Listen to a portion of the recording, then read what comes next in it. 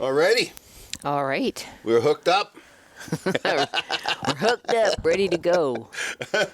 Hi, welcome to the Scuttlebutt podcast. I'm Rich Mellon. And I'm Sandi Mellon. And more tales from the trap line today. Yeah, well, a little bit. We got some other information as well. Oh, yes. Some good stuff.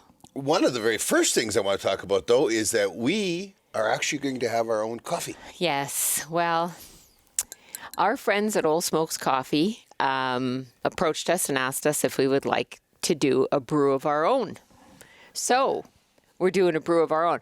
But we're still, I think we've got two choices that are coming to us to choose from, right? Yes. Well, there's no choice about how dark a brew it's going to be. It's going to be an ultra dark. Yeah.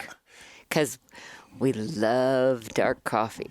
Well, a lot of people don't understand is that everybody thinks that when the darker the brew, that the more caffeine, but there's less caffeine. Yeah. Because the caffeine actually evaporates off as it's roasted. I'm not sure if evaporate is the right word. Well, someone will call us on that. I'm sure they will. And you can reach me at info@trappinginc.com and tell me all about it. Tell me how wrong we were. So, Old Smokes does traditional coffee, which is just roasted over hot air. So, like, Sandi could be a coffee roaster. Lots of hot air. Someone's getting coal in his stocking this year. I'm going to talk about that right after this. About Christmas. You got a surprise coming. Oh, anyway, good. They do that, but then they do the traditional roasting, but then they do the smoke roasting. So what smoke roasting is that originally when coffee was discovered, and I don't know how many permutations it took before somebody decided how to make coffee into something edible, into the wonderful elixir we drink today, but was originally they roasted it over fires. Right. Okay, so you got a lot of the smoke flavor could be added into it, and that became a very, very big thing, which got lost when we hit the modern world, because the modern world, everything's right now. Well, we want everything so fast, like Exactly. you say, and now the faster the better, and you can roast traditional coffee using gas heat. I think that's what most coffee roasters use, or at least that's what Old Smokes uses. Yep. And they can roast a custom roast or whatever in about 20 minutes. Yep. And it takes quite a bit longer over the smoked over the wood fire. Yeah. over the wood fire. And it's a lot more because when they're roasting with air, I mean, they get also the chance that you use the air to move the beans so they Right. don't burn or whatever. Well, they can't do that on the fire, so they have to do it themselves. They have to be there. Yeah. So it's like, and it's starting to be quite a craft. Like craft beer, Yep. are popping up everywhere. And we went to a craft brewery in, I think it was Wisconsin, wasn't Yeah, it? the cow one. Yeah, it was really good. I really enjoyed it. You had the sampler pack and got wobbly on. I had the sampler pack and was assisted to the vehicle later. Anyway, it was good fun. We were on our way to a trapping convention. We had a blast. We had a Yeah. blast. But the neat thing about the roasting over the fire and the slow roasting is that it roasts the bitter out of the bean. Correct. So your bean becomes very smooth. Yes. And he has like medium dark roasts and dark roasts and an extra dark. We're going with an ultra dark. Yeah. And so alder is one. One of the woods that we're going to try is alder. Yeah, and the other is mesquite. So anyway, stay tuned because we might ask for advice. We might do which ones you like better, a vote or whatever, or just use my impeccable taste. Okay. More on that later. Anyway, you can go to oldsmokescoffee.com. So it's OLE smokescoffee.com, and any order you make there, use our promo code Trapping Inc. All one word. Use our promo code and get 10% off of your order. Yeah, and that doesn't include anything that we've got cooking. No. For the new brew, but they have a lot of really excellent choices there, and I would highly recommend that you try them out. So, we enjoy their extra dark. Yeah. Looking forward to the ultra dark. We do.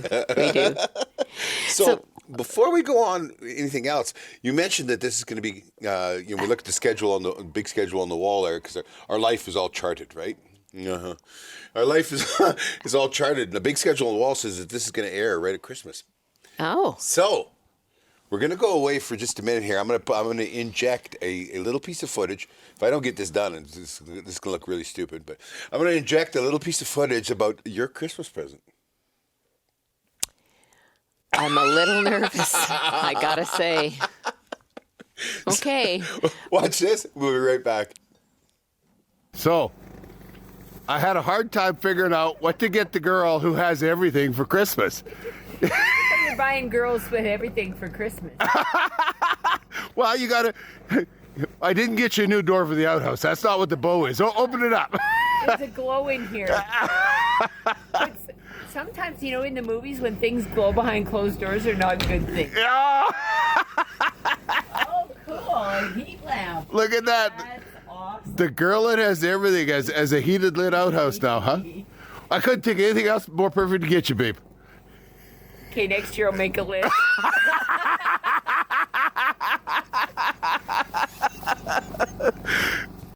Well, that was kind of fun, huh?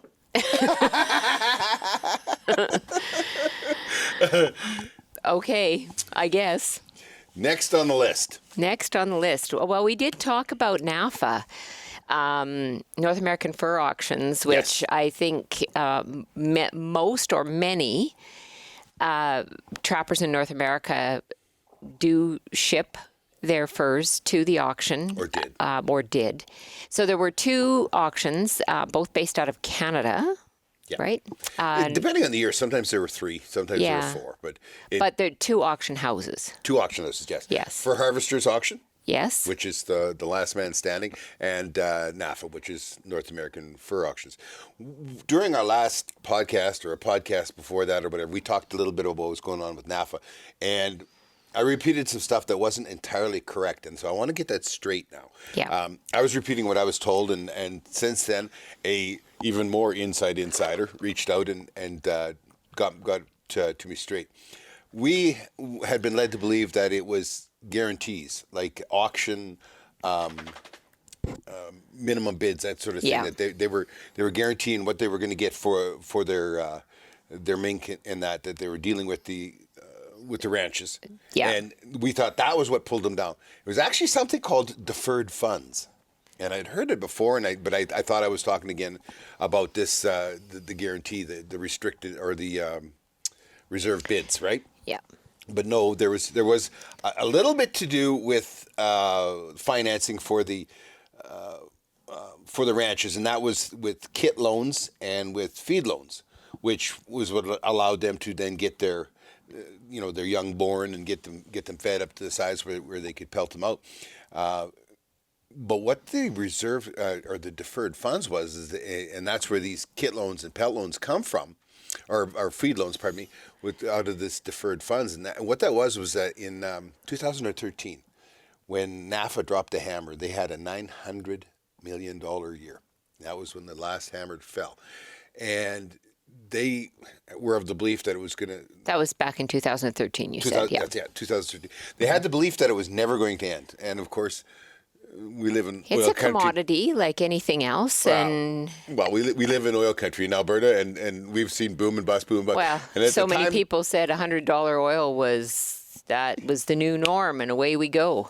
Wow, and every time somebody says it's never going to end, I start squirreling away my nuts because I know it's about to Well, end. we kind of try and follow the rule of thumb of good investors who say when everybody is getting greedy, I cash out, and when everybody Warren Buffett. is Warren Buffett school of investing, and when everyone is getting out, I get back in, and it's worked really well for Warren Buffett and Berkshire Hathaway. Well, who was it?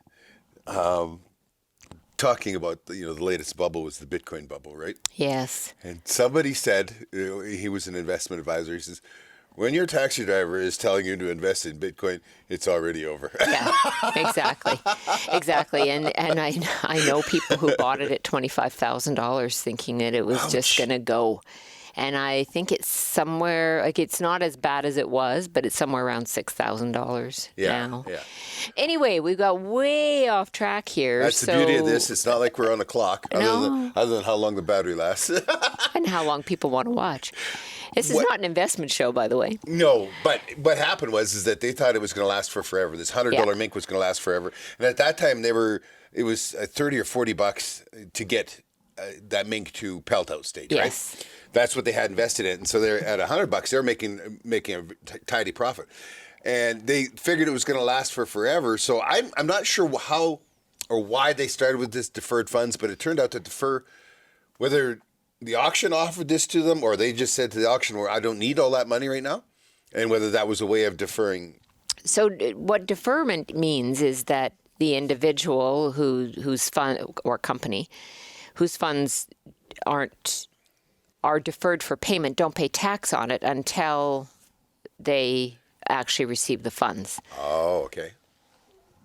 That's what I know in my world. They Okay. might have had a different arrangement with Okay. NAFA and whatnot, but anyway, it is essentially money owed to in this case it was the fur ranchers, and they elected to leave it in the NAFA accounts for working capital, and they were paid a higher rate of interest than that they would have gotten likely on any secure investment that they might have made outside of NAFA. So I think being that NAFA had been in business for so many years, 384 years or something. I think they felt, and everyone felt that was involved in this particular venture or agreement, that the funds were very safe. But of course, I think what everyone who has any knowledge of the fur industry at all, since 2013, the prices have not been as strong. Well, they keep going down, a little bit. It kept going down until I think about 16 was when the bloodbath started. So what happened? So in other words, ranched mink are not worth $100 a pelt any longer. No.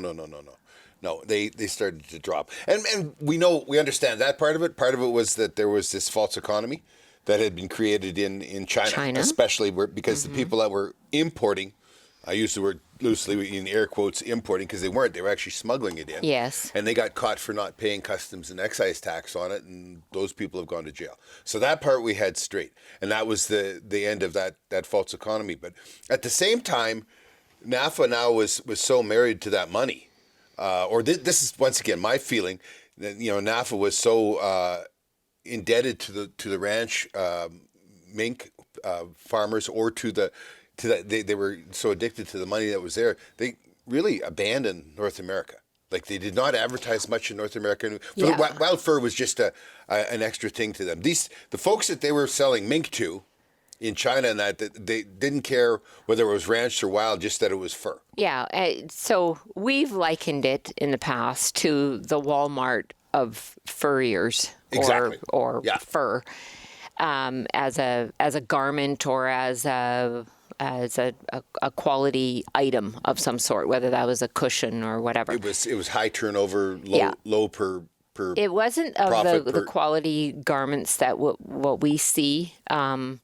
And a little plug for our very favorite furrier out of Red Deer, Sisson Furs, the quality of the garments that they stock there. And then, of course, Lyle is a furrier himself, and so he makes custom items, like the beautiful set of beaver gauntlet mitts that I got for Christmas last year. I'm hoping that's what you all saw when you saw that little video clip, but somehow I'm thinking it's not. Anyway,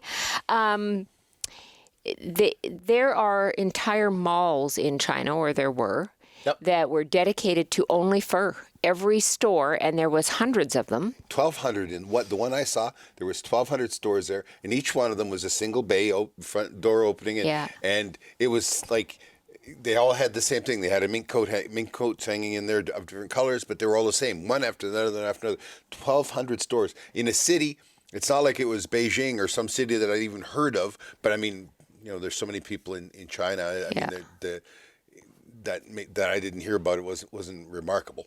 But that was just remarkable that there would be a mall that had 1,200 fur stores in it. Yeah. So anyway, that's kind of where things were heading, and where NAFA was kind of putting all of their eggs in that basket, if you like. Well, they needed to maintain that high turnover of, because they had all that fur that they were indebted to the and they to had the all ranchers. that money that they were but slowly over time, cash flow decreased and profits eroded, and to defend the bank that they were dealing with was the Canadian Imperial Bank of Commerce, and so CIBC. Yeah, a lot of people said that the bank was anti-fur, and that's why they put them under. Yeah, wasn't that at all? No. A bank would. There's not many things that a bank would cross off the list, but losing money is one of them, and so they would deal with anybody as long as they weren't losing money. Now that's not entirely true. Pretty close. Banker. Anyway, it had absolutely nothing to do with CIBC having any ill thoughts or malice toward the fur industry. Not at all. They had actually made a restructure, and then what happened was some of the ranchers wanted back at the deferred funds, and two major ranchers, between the two of them, were owed $30 million. Yeah. And that pretty much drained the deferred funds, and that happened in September, and that's why everybody's checks started bouncing. Yeah. Was that drained everything? There was no longer assets on hand, and what started the collapse. Well, and so NAFA is in receivership, not likely to come out of it, I would say. And there are a lot of people, friends of ours, colleagues in the trapping industry who we know are owed money. I think our check was less than $100. Yeah. And that's not going to make or break us. It's just simply a write-off. But there are a lot more people that it has affected a lot more seriously than us. And then on top of all of that then is what is happening with the fur that is in the possession of NAFA or the receivers at this point, because those furs don't belong to NAFA. Or the receiver. Or the receiver, Yeah. by extension. Yeah. They still belong to the trapper who or fur buyer who sent them in to the auction. So we think that there is a movement afoot to try and rectify that and get those furs sold, but we're not 100% sure. But regardless, I think the biggest thing to try and give people a little bit of peace of mind is that it's the fur that's there cannot be caught up in this bankruptcy or receivership situation because they were not assets of NAFA. Exactly. Deloitte is the company that's doing the receivership, and Saga has now picked up the which is an major international fur ranching operation. They have picked up the kit loans and the feed loans, and they are moving forward to help the ranchers pelt out, and in order to try and clear up that debt there. There is somebody I know in the industry that is in discussion about having a fur auction. That would be the auction that the trappers have there.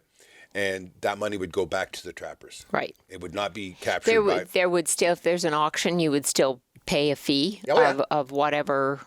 But that's how NAFA always got paid from wild fur before, was the auction fees that were charged. So look for more details on that as we move forward through all of this. But one other thing that came out of this, and it could be quite serious for people involved in NAFA from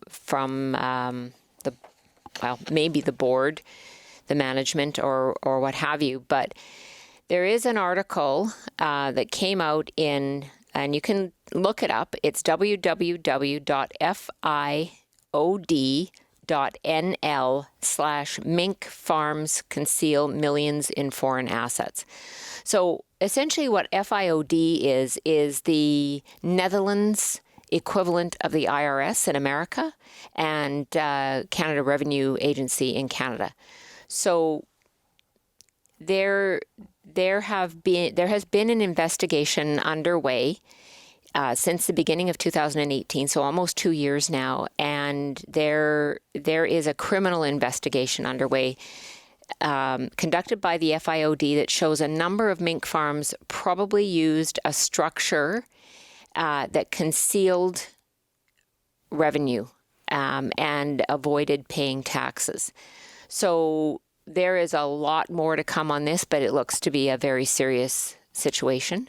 And while it doesn't name names, it says one of the facilitators of this structure was an international fur auction. Yeah.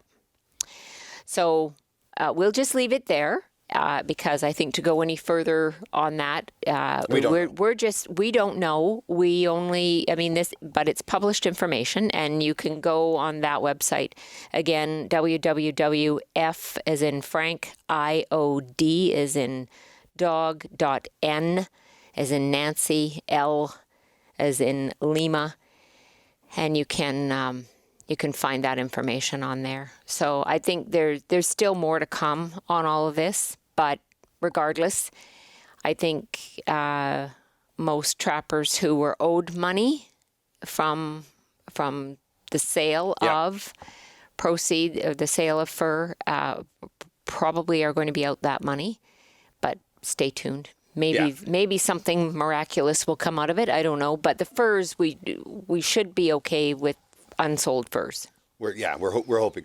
I know that the president of the Wild Fur Shippers Council made an announcement that, even after all the years of them denying that they were controlled by NAFA, he has said that all of the memberships in that were paid for by Wild Fur Shipper Council members, and that are all tied up in this receivership as well, and so it's going to be something that we won't be getting back. You paid $100 every couple of years for membership in it, and so that's looks like that's lost.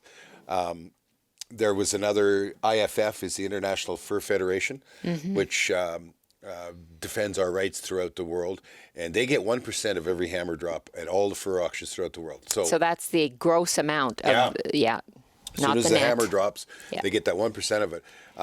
They are owed quite a bit of money. 2.4 million euro is the last number that I saw from NAFA. That $30 million that was taken in September last year was not even included in that list of just about $50 million that is owed all the other fur farmers and that. There's a lot of money there. So I don't know how they managed to do that after all these years, or how it went so badly sideways, but it just goes to show when somebody says it's never going to end, start running. Pull your money now. Investment tips from non-professional investors. From trappers. Yeah, from trappers. You're in good shape now. Yeah. Got her down. Anyway, I think it's always best that people find their own information, but we're here to give you what information that we have gleaned out of numerous conversations with individuals who are a little closer to the situation than what we are. Well, this information's all out there. Nobody just knows where to look. Yeah, that's the one thing about the internet is, everything is out there somewhere. It's just if you know where to look. Well, sometimes you have to turn over a leaf or two to find it. So. Yeah, it's anyway, mind-boggling. Back to trapping, because we've since our last podcast, we have been back out and set more traps. And well, we're now at the end of November, and we are about to start. In a day or two here, it will be lynx and otter will start, and we'll talk about that a little bit later. But as far as our marten's been going, it's been pretty remarkable. Yeah, we've had a really good go of marten, and in the early years when we first were setting up our line, and this line had been owned by or managed by an individual for 30 years before we got a hold of it. But I think just in his later years there wasn't an awful lot more that was going on, and most of it was taking place not far from the cabin because the gentleman who owned the rights to trap there was slowly. Dementia was setting in. Yeah, dementia was setting in, and I think it just wasn't safe for him to be further away from the cabin than he already was. But regardless of that, we opened up a bunch of new territory, and we've taken quite a number of fisher over the years. But now the marten are really starting to come. So The neat thing about the marten, though, is not the numbers. I mean, the numbers are pretty stable every year now. Yeah. We've kind of hit a nice plateau that we take all the time. But it's the disbursement that's so cool. That's And true. We actually took just about as far northwest as you can go on our trap line. We actually took a marten here last week. which has never happened before. Never. Yeah. Yeah. Like never. That is unbelievable. And that's Yeah. so cool. It is so cool because I mean, and that's I guess the great part about trapping is that you learn stuff about the environment around you. And then you start piecing things together about, what's happening. Why is it changing? Or why is there more of this and less of this? Or, when are the wolves coming through earlier or later? They don't live on our the wolves in particular don't live on our trap line. They travel through because there just isn't that great of an amount of big game. Well, they don't know anything about boundary, and they named a huge area. I mean, what is it? It takes 20,000 ungulates in Alberta. It takes 20,000 ungulates, so elk, moose, and deer. It Yeah. takes 20 of them to produce enough food for 4,000 wolves. Think about that. 20,000. To produce enough food. So that means Wow. you can maintain both populations Yeah. at 4,000 wolves, but it takes 20,000 ungulates to do that. Yeah. So that's an immense amount of, they're eating a lot of food there. Yeah. Well, and they're always on the move, the wolves. We're over 24 marten now. Yeah. And the amazing part is, as I talked about in the previous podcast, and I don't think I've put up. I've edited. I've been so busy trapping, I haven't edited together the tip on judging whether it's male or female and how old it is on the skulls yet. But it's coming. It's coming. Honest to God, it's coming. It's so busy this time of year, and then you throw Christmas in on top of it. It's always good fun. We haven't worried about that yet. I mean, it's not quite December yet. I got about 30 days before I have to worry about Christmas. Anyway, we have found that as I've paid more and more attention to the split between my males and females, is that we are catching way more females than males. Like it's probably 2/3 female and juvenile. Yeah. Like over 24, over 2 dozen marten so far, and only 2 have been mature female. Okay, and as we talked about in the previous one, that you want to keep that mature female number at 40% or less. Well, we're nowhere near that. We are well within that margin for sure. So I don't know. Is this something that nature does in order to spread out the population? Because the females are what's so important for population. Yeah, absolutely. And it's the females that are wandering. Very interesting stuff. Or we've just created an environment where they are more. Well, I don't know whether they're traveling more or whether they're just not. More successful. Yeah. It's hard to say. Yeah. I mean, we haven't had a lot of snow this year now. That's true. And not really cold temperatures either, because which is good because if we had really cold temperatures, if we'd had 40 below with the little snow we got, we'd have had a lot of marten die. I think so too. Yeah, they like to live under a layer of snow, and the fishers are generally more successful when when there's less snow. So anyway, we have had some cold temperatures, and that's meant, thank goodness, that things have frozen up. So now when we drive across, where a beaver dam is, I don't have my heart in my throat thinking that we're going to fall through. Yeah. And that was with the Argo anyway. And now that you're on the snowmobile, I don't worry about him being out there, because when the temperatures get cold and we just have the one snowmobile, he goes. And the favorite time of my whole year is living at the cabin for the weekend. So, I'm still doing most of the trapping from the Argo. I have now battled my way down through my lynx line. Right. The middle of our if this square here is our trap line, except it would be perfectly square instead of rectangle, it'd be square. The vast majority of the middle of it is muskeg, and it's black spruce and tamarack muskeg. And that's where the cats are in the wintertime. Yeah. Yeah, they get out there and Because I guess that's where the bunnies are. well, there's lots of bunnies there because you have patches of willows and that kind of stuff. Yeah. And sometimes I'll have a patch of willows as big as our house, and I'll have one cat pen on one end and a cat pen on the other end, and you'll have two cats. Yeah. It's all about habitat, right? Yeah. But that stuff there, I mean, that's a long run. Some days are 170 kilometers. Yeah. And that you just can't do that with an Argo. It's much more difficult. And then here, not that long ago, we had a big wind come through, and I'm not sure. We had a lot of rain. Yeah. The trap line got a lot of rain, and we talked at one of the last podcasts that we did about a lot of beaver dams blowing out and just being like. But it froze in really, really high. Yeah. And that was part of the problem that we had with why it was hard to cross stuff and that, because there was still always current, because they were still running over the top. We had more snow than we actually have right now. Yeah. But then we got this crazy amount of rain.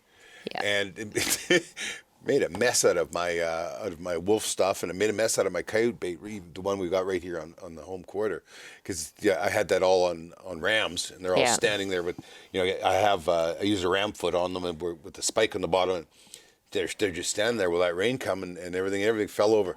Mm-hmm. The coyotes had a free pass while we were gone. Yeah, well, that's what happens. But that big rain, or big wind that I started to talk about, we had a lot of rain this summer, and I'm not sure whether it was just the ground saturated or whether the wind really was that strong, but we had a lot of big trees blow down. Well, the worst part was you weren't with me.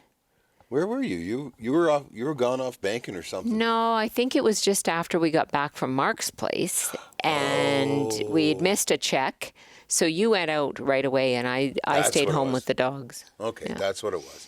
But yeah, I'm out in the dark. Yeah. And, because I had very, very limited amount of time, and so I didn't have anybody waiting back at the cabin for me, and the days were still getting shorter then. So I took to chasing, going through the night and that, but I would go down and I would come back on the trail, and there would be a tree this big falling over across it. Yeah. That's a creepy feeling.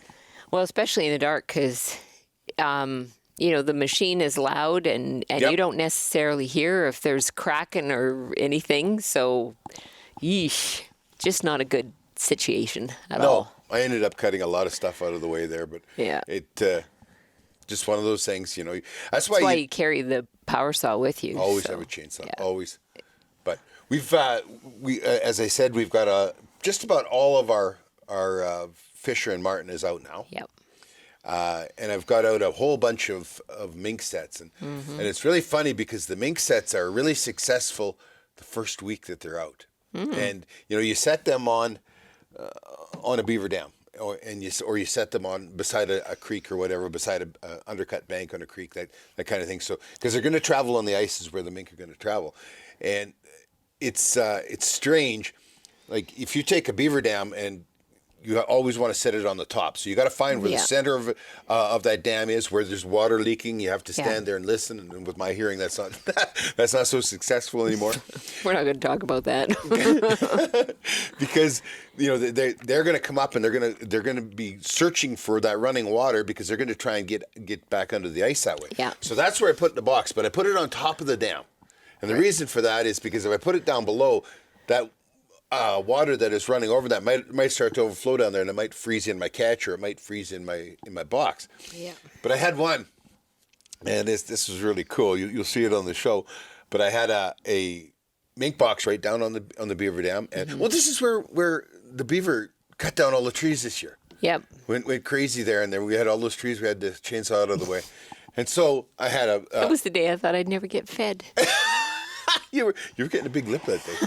You were pretty. Well, we were catching so much fur, and it was like you were at the point where I don't even want to see anything anymore. We have to get out and film it. Anyway, I had the mink box down on the beaver dam, and I had a Marten box just right up on the bank on one of those downed logs. And I get there, there's a Marten down on the dam, and there's a mink hanging up on the tree. So completely opposite, right? But when we start getting this time of the year now, I don't get mink on the dams and along the creeks as much anymore. They still travel there. Yeah. I don't understand it, but I will catch them in the Marten boxes now. They will actually go climb the tree So strange, hey? Yeah. They, We mentioned going trapping with Mark, and that's an entire show that we're doing with Mark. Mark Montsebraten is a trapper from the Carrot River, Nipawin. well, he's north of Carrot River and, Right. and east of Nipawin. Nipawin. He's right at the Saskatchewan. beginning of the Cumberland Delta. Right. Okay. Now, Which the Cumberland is- Delta is made up from several rivers, but the biggest is the Saskatchewan River. Yeah. If anybody's ever been into walleye fishing, you've heard of Tobin Lake. And Tobin Lake Is a reservoir. is a reservoir that is made on the Saskatchewan River, and that is actually on his trap line. And Yeah. so they make power there all year long, and the water keeps the river open for about 20 kilometers or Yeah. 12 miles, something like And that. it's not very far from his cabin. It's like 800 meters or Yeah. something from his cabin. So anyway, we were approached in Yorkton earlier this year, and there was a gentleman that asked us if we would be interested in trapping or meeting a blind trapper. Yeah. And that just sort of jumped right out at us as a really good idea because How can you not? I mean, how can you not? it's quite a story, Yeah. actually. Yeah. So that's how we connected with Mark. And I hope he's okay with it because we plan on visiting him more. I know you're fascinated with the native remedies and with the chaga Yeah. and that kind of stuff. If I go there when there's it's Well, liquid, I'm going fishing, man. We can go fishing. That's not a problem. But anyway, Mark is legally blind. He has 6% of his vision, and it's primarily it's a macro. It's retinosis pigmentosa or something like that. Oh, okay. And so most of your vision, most people don't understand, is that you have a great big blind spot in the middle of your eye that you have to stare. Your brain makes up for it. But you can find it by staring at a neutral background and moving your finger across, and your finger will disappear. And so most of our vision is actually peripheral vision. And on you and I, well, me for sure. I don't know about you, but Here it comes. We have more than 90% of our peripheral vision available to us. Yes. He has 6%. Yes. So he's like looking through a cardboard tube out of a And out I'm of a not toilet even paper sure if he roll. has that much. Yeah. It's like it's very apparent when you meet him. One of the nicest guys we've ever run into. And anyway, so we were over in Saskatchewan. I think it was like the Couple weeks last ago. weekend of November. No, it would have been middle, second, third-ish, somewhere in there. I think it was the 22nd, 23rd that we Yeah. were over there. That's So okay. it was the end, just like you said. You bankers. Anyway, we drove. It's a long drive from here. It's Yeah. a good 8. How far is it? About 12 hours, I guess. 12 or 13 No, hours. it's more. If you have 14. Yeah. 14. And we stopped and saw our daughter and her family along the way on the ranch, and then buzzed off and went over to the Carrot River, Cumberland Delta. It was a beautiful place, and it was very mild. The temperatures were very mild, and we had lots of fun. We stayed at the cabin, and I thought one of the neat things was the delta was formed by the retreat of the Laurentian ice shield. Okay, I looked this up. good. I had to. I'm into this stuff. You are. Kind of geeky that way. I heard that kind of stuff. Yeah. Anyway, as it retreated, of course, you realize that we get a lot of our geologic formations and that are formed by glaciers. And Yeah. one of them is a moraine. And there's several different kinds of moraine, but one is that is on the perimeter. And what it is as the glacier melts and recedes, you have all this water running off. Well, it carries everything that's been carried in that glacier, in that ice, all that sand and dirt, the silt, the glacial till, all comes up. And with the case of an edge moraine, well, then it produces this edge, or now in modern day, it's a ridge. Well, this ridge runs across his trap line, across the river and everything, and that ridge is where most of his trapping takes place because the animals focus on that. It's a change from swamp and muskeg Yeah. to there's birch Yeah. Birch and poplar or hardwoods. Yes, and there are so many birch trees on that property, and that's where chaga comes from. And So- it's just one of those things. It's one people are always saying, well, where do I set a trap to catch this on my trap line? I always say, how well do you know your trap line? Well, yeah, and look for the changes. Look for Yeah. I mean that means a lot. We've talked about it on coyote shows before, where if you're setting footholds, look for the change in terrain or environment. Crops even. On crops, because you'll go from a hay crop to a grain crop, and there's always that transition in between the fields, and so look for those kinds of things, because the animals just kind of naturally go to those kinds of things. But yeah, it was very cool, and we spent a couple of days with him. The weather was mild, which was good. But he has a helper now to drive the quad, because we were on quad. They had more snow there than we did, but the trails are pretty well used through there by him. So his helper, Brad, very considerate young man. No kidding, yeah. Yeah, he, when you're riding behind somebody, you generally have to look out for whatever willow is coming your way or whatever. And Brad just always was very good about making sure that he cleared the way, because he knows that. Look, most of us guys, we just duck and the guy behind you gets it, Girl.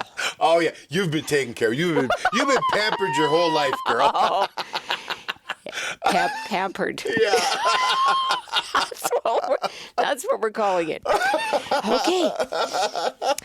Anyway, Brad is a super nice kid, and we really just had lots of fun over there. So you'll watch for that on an upcoming episode. Well, my favorite part too, he's into everything. He's into chaga and wildflower honey and wild rice. And Wild rice, he got some leases, and so he plants wild rice in these leases, and then he says he goes out to do some harvesting. The guy's blind, okay?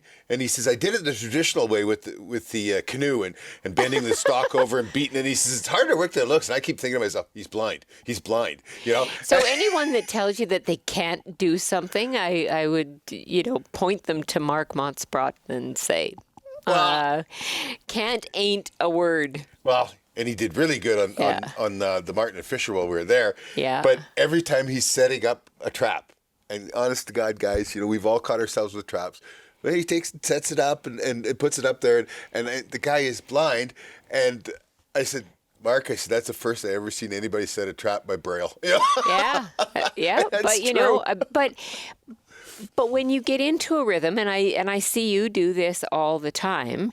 And a lot of people will call in or write to us or whatever and say, you never took the safety off. The safety off or off the springs, the springs, and it's just a fluid motion, but it's all in how he puts it in and takes them off all at the same time. And so Mark has been very good at developing his own rhythm, and that's how he sets the traps. So, how can you can't argue with that. And he had a lot of success doing it as well, right? Oh, yeah. Very, very good. Very good. He was a wonderful guy. The other thing that he does is he taps birch trees for sap in the spring. So I'll be on his Facebook page, and we'll figure that out, because he gave me a tap. So all I have to do is find a birch tree, and we don't have any on our property here. But we do, actually. Do we? Not very big ones, but we do. Well, we might have to start with a small one just to see how that goes. But anyway, I think we're probably going to do a little bit more about that on some future shows, because I am really intrigued with Indigenous medicines. Well, he wants us to come back in the spring. Yeah. Because in Saskatchewan, it's legal to trap bear. Yes. Actually, you snare them. Yes. You don't use traps, you snare them. And he has an order from a taxidermist for 6 bear for this spring. Wow. And so he'll set up some bait sites, and we get there, then open the snares, and that could be quite the rodeo. I'm not sure that I want to have the camera in my hand when the blind guy's trying to shoot the bear. pretty sure the gun's going to be in somebody else's hand other than Mark's, but I get your point. Anyway, we've got so much fun stuff going on, and honestly, you know, the more people we meet, the more people we meet. And you know, it's starting to become a really cool thing, the number of people who have something just a little bit different to offer to us, and for us to be able to share that. And believe me, they want to share it. And I think that's what a lot of trappers are. I mean, we've talked about this before. You know, somebody in Wisconsin or Minnesota or whatever isn't going to be trapping where we're trapping. Nope. So to tell people what we're doing, if it just helps you think of things a little differently or look for something a little bit more specific when you're setting your traps, whatever. But more than anything, it's showing that trapping is normal, and it's part of the ecosystem, and what we're doing is real. It's not put on. Like, absolutely. You know, there's so many that are. Here's one of those things. Most people that watch the show know I make my own lynx lure. Yeah. And I make it from the intestinal tract of the lynx. Yeah. And they keep asking me. And finally I was paying attention. Well, this starts at about Christmas time every year. I start next year's batch. Yes. Okay. So right now I'm doing the final grooming of last year's stuff. Right. So I can set up my lynx line. I'll start setting up my lynx line in the next couple of days. Yeah. But I realized, I'm looking through it, I'm stirring it, and I realized by the hair that's in there, it's like, my favorite lynx, the ones that I'm picking to do this with, have just ate a rabbit. Ah. Okay, because I'm stirring it today, and it's like, what's that? You know, it's going around on I got a mud, a drywall paddle on the on the drill, and so it's going around. It's like, what the heck's that? Here, it's an ear. It's a rabbit ear going flop, flop, flop around. So, and I realized that, you know, when you get a lot of coyotes or wolves or lynx, and they're dead when you get there, of course, because you've snared them, and they have green belly. Yes. Well, what that is the enzymes in their belly kept going. Yes. Because they're plumb full of meat. Yes. So that's what that is, and that's the ones that I always pick are the ones with the green belly. So it's not every lynx that makes a good makes good lure, and I wonder if it's the mixture of the rabbit meat in there with the lynx meat, or if it's just the rabbit meat that's important. Now, I don't know. I don't know, but again, it's paying attention to your environment and whatever is going on. So that's really cool. And that'll be you I believe be doing a bit of a segment or a how-to or something on making your lynx lure, right? I should actually open one up that's full of rabbit. Oh, sure you should. I'm not going to, no. See if I can find the ears like I did today. Good. But I mean, it's funny. It's like one of those things. It's like you say, when I'm setting the trap and I don't even think about, my hands do it all. I never even thought about it. People ask me and I say, well, just take the innards out and let it rot down over the summer and stir it every now and then. Like, it's really easy. But I just realized today when I'm stirring, I was like, oh yeah, I don't use them off every lynx. It's just the ones that have the green belly, because that's the one that's full. Yeah. And it's got meat in there. Yeah. Interesting. Yeah. Anyway, there's so much, and there's so much unknown, so much to learn. So if we can shortcut that for people, that's really cool. And speaking of people in general, our Amazon Prime numbers are way up again. Yeah. Which is really cool. Yeah. And our Facebook pages are growing. There's the group, which is a closed group, Trapping Inc. Yeah. And you have to ask to join it, but as long as you've got a picture of a fish or some hunting or something on there, I let you in. And we really encourage people to be involved in that one. Share what you know. Other than if it's your neighbor trying to compete with you on a piece of property, maybe you don't want to share with him or her, but for the most part, trappers really, really just want people to know that it's cool? Good. You know what's really cool is the number of families. Yes. The number of young kids that are out, that are being brought back up in the life of trapping. And we encourage, share everything, please. Share our YouTube, share Amazon, just keep spreading the word. Because the more people... Spreading the truth, really. I mean, that's the only way that we're going to rise above some of the nonsense that's out there right now is is for people who even aren't in the trapping industry, they don't trap or whatever. But if they know what the real is, they aren't then easily swayed by someone who is an anti, and truth doesn't have anything to do with what they're trying to deliver out to the public. They just always want the nasty, and we're all about the real, and yeah, we're just having a lot of fun with it. Absolutely, having a lot of fun. And we really enjoy hearing from you folks. You can reach us by email, info@trappinginc.com. And we are on Facebook pages. We're on Instagram, so there's the group. Twitter. Yeah, the group. All that stuff. Twitter, there is the page, Trapping Inc. TV page, which we would just like you to like. And apart from that, we really enjoy the feedback we get. We are so very grateful for the people who watch us and spread our name around and tell us nice things. It's really rewarding. Absolutely. Yeah. Well, I hope you've had fun. We've got to get going. I got to get. I'm headed to the line tomorrow. Mm-hmm. And it has been a blast as usual. And maybe we'll see you down the line.